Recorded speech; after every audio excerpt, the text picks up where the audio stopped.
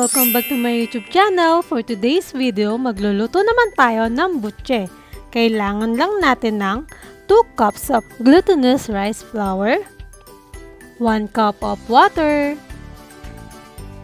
4 tablespoons of sugar, sesame seeds, and para sa ating filling, kailangan natin ng cheese.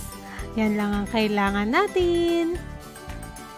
First, paghahaluin lang natin ang ating water at ang glutinous rice flour.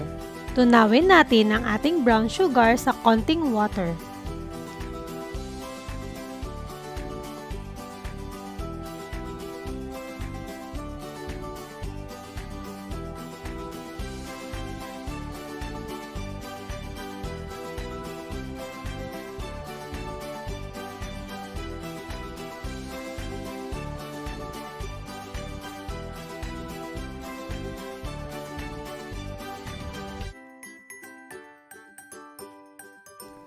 Then, ihalo na natin sa ating mixture.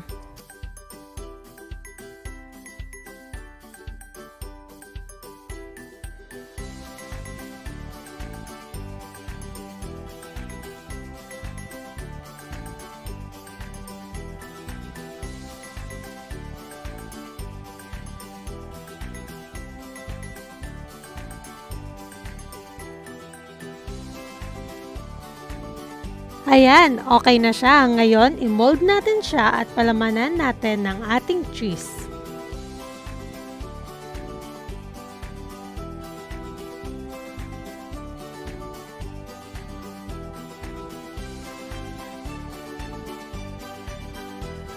I-coat natin ngayon sa ating sesame seeds.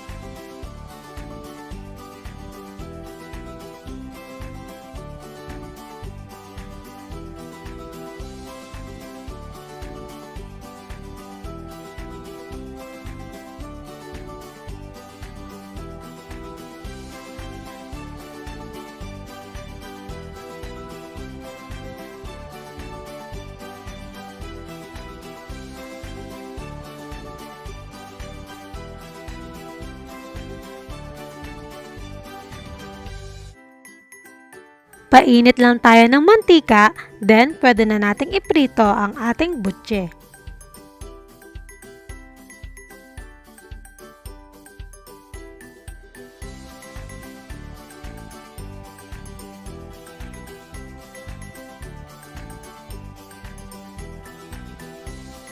Wait lang natin siyang mag-golden brown.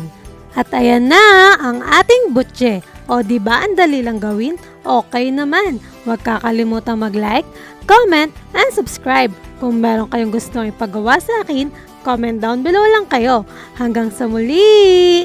Bye!